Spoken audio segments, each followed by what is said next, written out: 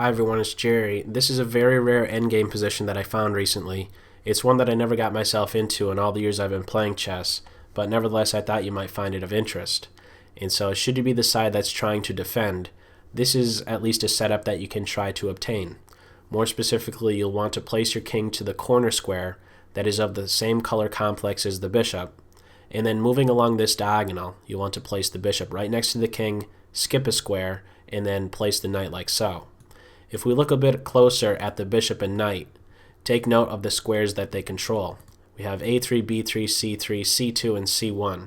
A nice wall is being formed, and for as long as black follows a couple basic guidelines, there's no way that white can make progress.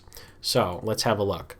The one thing to note is that if black can, of course, ever capture the white queen, go ahead, capture the queen. But beyond that, there's no good reason to make a knight move.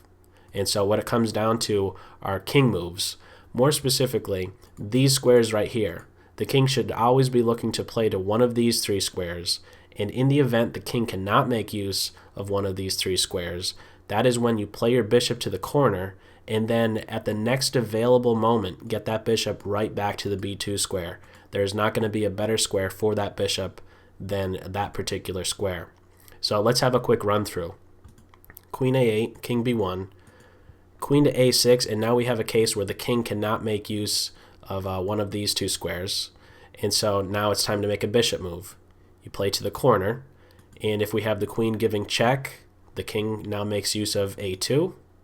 The queen can give check again, king to b1, and one quick thing to note is that if instead of the queen going to the c4 square, if we had king c1, we get that bishop right back to that b2 square, and the king is going to be forced in the opposite direction of the black king.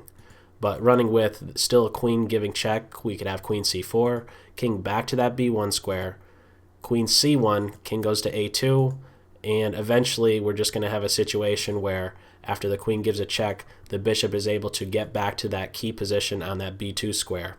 What it essentially comes down to is that the white queen will be able to do either one of two things. She can either stop the king from moving or stop the bishop from moving, but she cannot do both. And because of that, we have a fortress that simply cannot be broken down.